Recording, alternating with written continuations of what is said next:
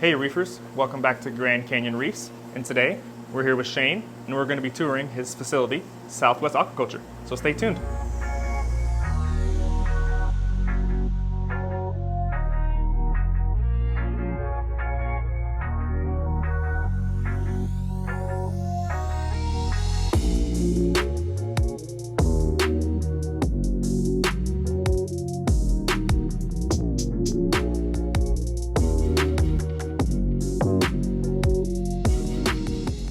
And don't forget, I'm doing another giveaway of Little Shop of Horror Zoas, shipping included, to anywhere in the United States, completely free. And all you have to do to enter is subscribe to the channel. Yep, it's that simple. The first winner actually just received his frag a few weeks ago, and it's looking great. So next month, that could be you. Awesome, so Shane, tell us, how long have you been in the reefing hobby? I've been in the hobby now all my life, actually. But the saltwater hobby, I've been in the hobby for 16 years. Wow, and how long has Southwest Aquaculture been around? For 11 of those 16 years. Very nice, so a pretty good amount of time. Yeah, originally when we started the business, it was so that we could install tanks. My very first real project, I would say, because I did have a nano, I didn't consider that real. I tend to go big or go home. So that nano was very short-lived, and it was replaced by a 240-gallon in-wall. And my neighbors were so impressed; they all wanted one, and to legally do it and have insurance and all that stuff, it sort of became a business. We didn't get into the coral farming right away. It was something that I had dreamed about. I would lay in bed many nights just staring at the ceiling, just thinking about rows and rows of coral, and just being eyes deep, hands deep, everything deep in coral. And I knew that it was something that I desperately needed to figure out how to do. So in 2013, we started building out a small facility, not too far from this one. And that's kind of where we started. We set up some hydroponic troughs, and it was a nice system, but it really didn't let us do things the way we felt like it should have been done. So I did have a chance to take a little bit of break from the business per se, because it really did become a business at that point, trying to grow and sell corals, because we had a daughter on the way, and I kind of stepped back, took some time to just be a dad, and that allowed me to plan, which led to this. And I didn't really start planning this until about 2018, 19. That's really when things got put on paper. We started drawing things up, and then started doing calculations, for water flow and electricity and everything else that you would have to factor into a large-scale facility. So the planning process was definitely several years, and it was totally worth it. So my journey as a hobbyist, I started with a nano, went right to this 240-gallon in-wall. It was featured in the Coral Reef Aquarium by Tony Vargas, page 10, if you're curious. And I believe there's also another page where he kind of briefly talks about the system. And so tell me a little bit about the specific systems here. I see there's quite a few different tanks, and are they all connected? Is this one big body of water, or how do you guys run this here? So each one of these rows that you see, they are individual systems. We did that specifically to manage the water quality for each system, as well as chemistry.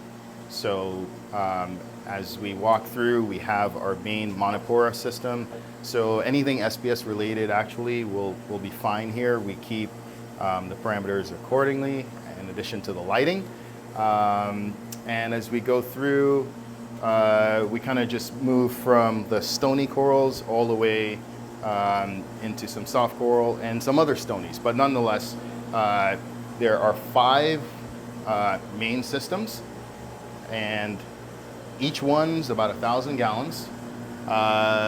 They are lit LEDs, and the sumps are very basic, just live rock and basically an algae scrubber. Okay, so An algae scrubber does not need to have light over it. It does not need to be in a canister. It does not need to be a fancy piece of equipment. It's literally any surface that algae can grow. And the sumps do that very well.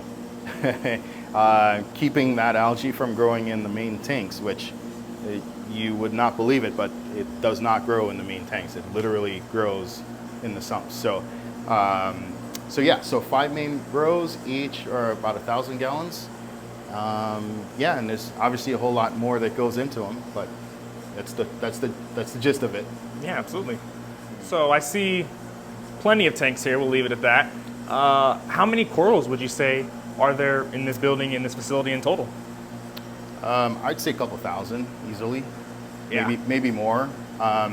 I know for a fact that our quarantine systems usually can house about 400 individual frags, and those systems are now empty. Those corals are all out here, and these systems are 8 times the size of a quarantine system. So you can only imagine. It's definitely several thousand. So you're saying that at one time you can quarantine, if you were to get new things in or trade with other hobbyists, you'd be able to quarantine over 400 corals at a time? That's per system, so 800 corals total. Wow, so yeah, no shortage for coral space there. No, not at all. So Shane, I know the name is Southwest Aquaculture, and obviously we're in Arizona, but given aquaculture, can you tell me kind of a little bit more what it is exactly and what it means specifically? Sure, yeah. I mean, aquaculture, broad definition of it would be, rearing an animal, obviously in water in a captive system. It's used interchangeably with rearing of fish, but in our specific application, and as in the saltwater aquarium trade, we use it more specifically to either discuss fish breeding or coral propagation. So, a lot of folks use aquaculture and propagation, interchangeably. To us, what that means is, we get a colony, and after, the proper protocols and treatments and practices, that colony is then split up into multiple fragments, and those fragments are then grown out from that colony to a size where, in our case, we frag again. And then after those frags have healed, then those frags are what we would consider aquaculture frags, and that's what we prefer to sell. It's kind of our business model. So. Yeah, and while we're kind of on the subject on the difference between like aquacultured and wild-caught corals, can you kind of tell me some of the main differences of what you would avoid by only shopping and getting aquaculture corals versus wild-caught? Yeah, there's quite a few benefits in addition to what I've already mentioned. I would say the most important one would be you're not gonna really have issues with pests. I mean, there's always a risk, but the risk is much lower with aquaculture. Additionally, with aquaculture corals, you're going to get corals that are much hardier. They've already been acclimated to a captive system, so you're not shocking them, right?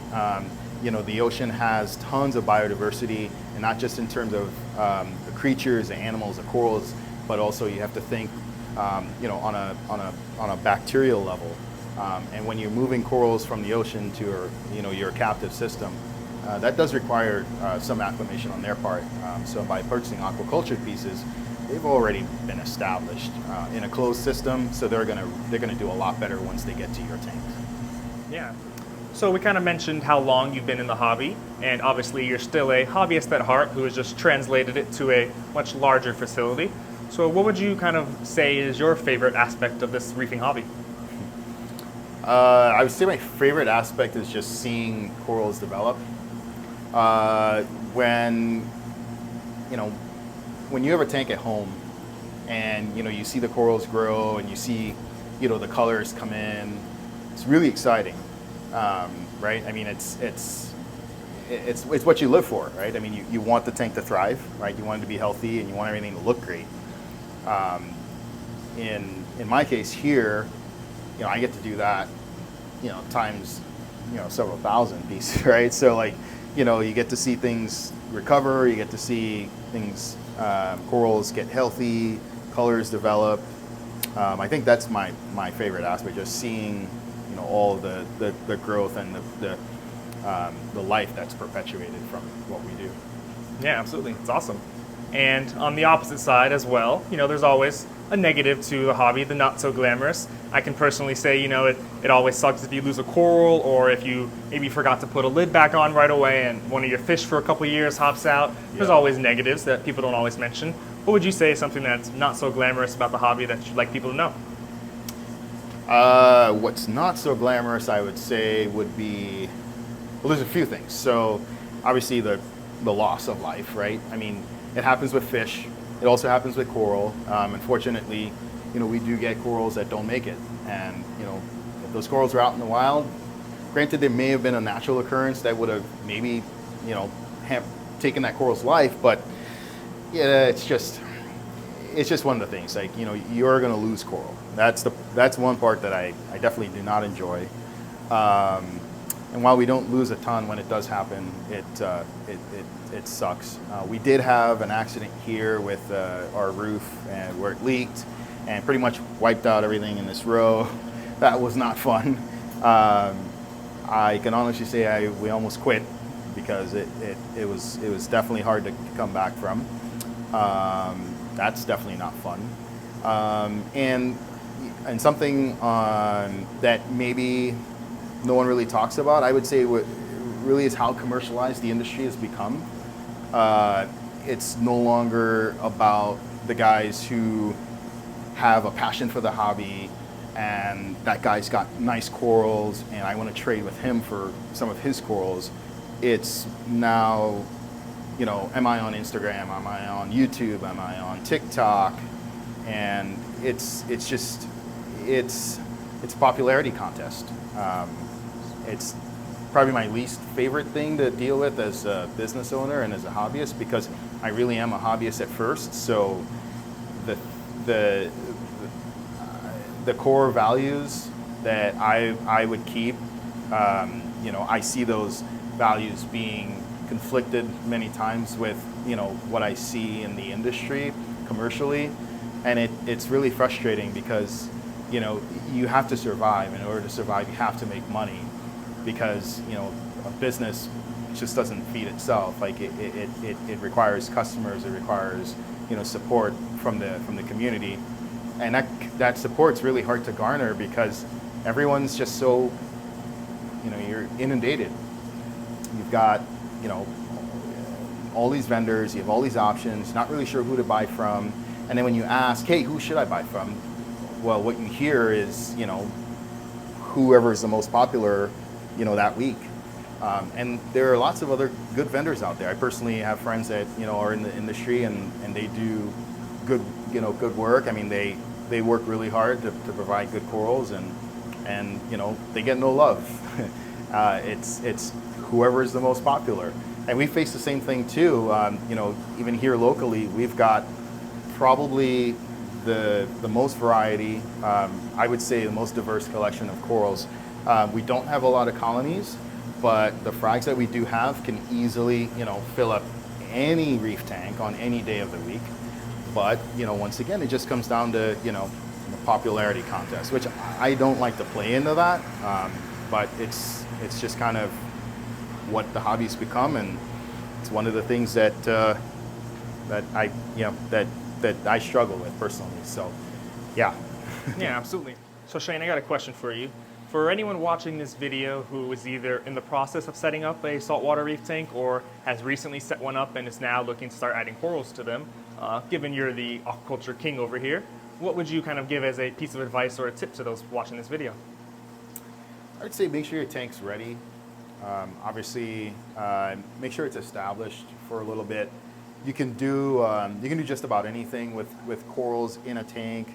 I've set up tanks and put corals in them from, you know, day 3, but it's not recommended. Obviously, I would say, you know, take your time, make sure the tank's established, and then go with corals that you know that are going to be hardy.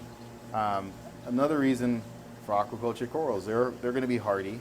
So, you know, find a good vendor, someone that you trust for aquaculture corals, and that'd be a good start. And obviously, you know, if you've got lighting constraints, you know, because you weren't able to maybe spring for the the high-powered LED, and maybe you're running something a little more budget-friendly, you know, stick with obviously, you know, those lower par requirement corals. So you're probably going to want to go with, you know, maybe things like Cyphastria can handle, you know, slightly less light. Certain monopores can deal with that. And then obviously, you know, your Zoas and Pallies, and there's a slew of corals that you can start out with. But, you know, I think the most important thing is making sure that the tank is ready, that you have everything you need to maintain the tank, and then go with aquaculture corals. As far as species go, there really is no limitation on what you can add first, last, in the middle. It really doesn't matter. Just have a plan, and just, you know, start acquiring what you can as your budget allows. Awesome. And Shane, what would you say is one coral that you think anyone, whether they are just now starting a reef tank or they've been in the hobby for 15 years, is there a specific coral that you would recommend that they have to have in a tank? Not necessarily. I mean, we have lots of corals here that I would say you should absolutely have because it's really, really cool. For instance, like Suspicularia is a really cool one, which we have the Vargas Suspicularia over in our Softy system. I would say I would probably put a little bit more weight in just variety, really, because, you know, when it comes to setting up a really nice reef tank, I think diversity is really what sets it off. I think that's, you know, how you're able to like use your aquascape to its max and really bring out the lines in the tank, and just, you know, think of like contrasting color and texture. That's what I always tell people. Like, think of texture and color, and then, you know, obviously certain corals are going to be branching and they're going to grow and change elevation, and it just creates an interesting visual appeal to your tank that you normally wouldn't have if you just filled it up with, like, you know, all like mushrooms or, you know, hammers or torches. So really, I wouldn't say there's just one, but I mean, there are certain corals that are out there that just don't really get love. I would say like certain soft corals just don't get love because everyone thinks, well, it's easy and it grows like a weed, but I beg to differ. Yeah, awesome. Yeah, I definitely love to hear that because I'm definitely a big advocate for mixed reef tanks. Very nice. And I really do appreciate your time here today, Shane. And I just have a couple questions kind of about the future, and specifically with Southwest Aquaculture, and what does the future hold for you and this facility and all the corals within it? Well, definitely have goals to increase our brood stock. So we're definitely looking forward to acquiring a lot more corals and seeing those corals develop and grow so that we can offer them to hobbyists. As far as changes, I don't really see many changes. I mean, we're pretty happy with how the systems function. Everything is pretty well dialed in and has been really from day one. We really haven't had any major issues or things we want to change. Everything just kind of worked according to plan, which is good, except for, you know, obviously those things that I've mentioned that was kind of completely out of our control. So yeah, the only thing you're really going to see is a lot more corals, more variety. We're hoping to really start pushing out some more aquapores. You know, they don't grow particularly fast, and, you know, we want to offer them in perfect condition. So we're working on getting our brood stock ready and available to do that.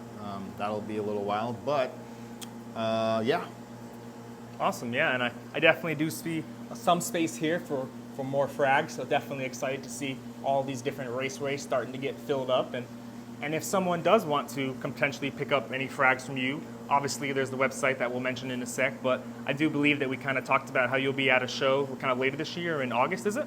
Yeah, so in addition to purchasing through our website or coming down for an appointment to come in and shop, we're going to be at Reefapalooza in California, August 5th and 6th, I believe.